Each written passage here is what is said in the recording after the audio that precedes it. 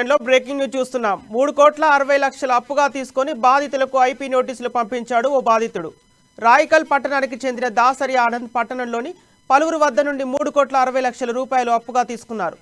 అప్పుగా ఇచ్చిన సుమారు 40 మంది బాధితులకు ఐపీ నోటీసులు పంపించాడు ఆనందం. మరికొంతమంది బాధితులు కూడా నోటీసులో ఉన్నట్టు తెలుస్తోంది. నమ్మిన వారి వద్ద నుండి అప్పుగా తీసుకొని ఐపీ నోటీసులు పంపించడంతో బాధితులు లాబోదిబోమంటున్నారు.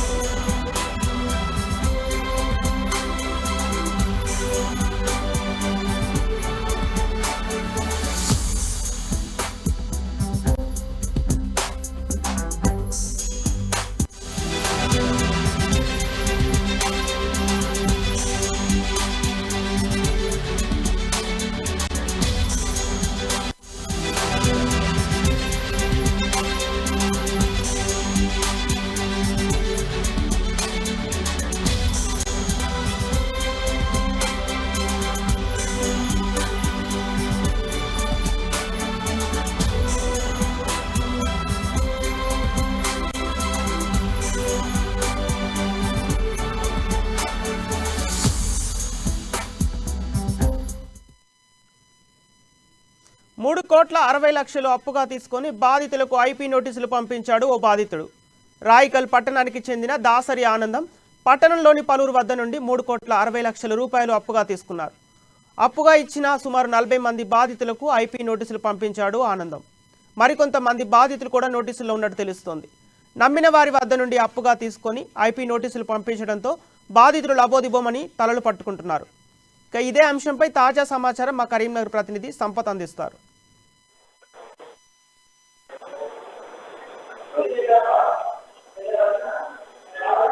సంపత్ మొత్తానికైతే కరీంనగర్ జిల్లాలో చోటు చేసుకున్న విషయం తెలిసిందే. అయితే జైత్యాల జిల్లా రాయికల్ మండలానికి చెందినటువంటి దాసరి ఆనంద్ 3,60,00,000 అప్పు చేశాడు. అయితే ఆ అప్పు తీర్చడానికి ఎవరైతే అప్పు ఇచ్చారో వాళ్ళకి ఐపీ నోటీసులు జారీ చేశాడని కూడా మనం చెప్పుకోవచ్చు. అయితే ఐటీ నోటీసులు మాత్రము సెకండ్ విడతగా వారికి నోటీసులు పంపించేందుకు ఐటీ నోటీసులు పంపించేందుకు జారీ చేసినట్టు కూడా మనకు తెలుస్తుంది. అయితే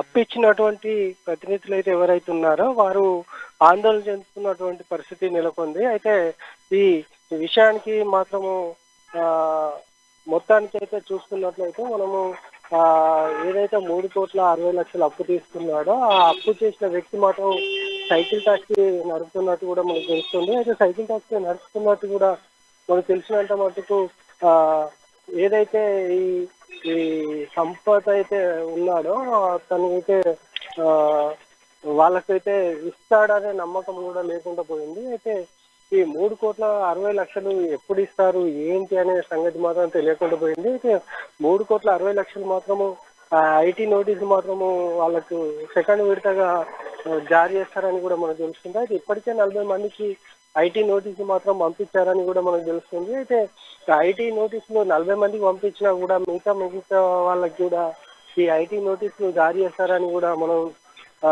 చెప్పుకోవచ్చు. అయితే ఈ ఐటీ నోటీసులు మాత్రం జారీ చేసిన విధంగా మాత్రం అయితే ఈ ఐటీ నోటీసులు జారీ చేస్తారా లేక ఇంకేమన్నా చేస్తారా అనే సంఘటన కూడా మనకు తలెత్తనుంది సంపత్.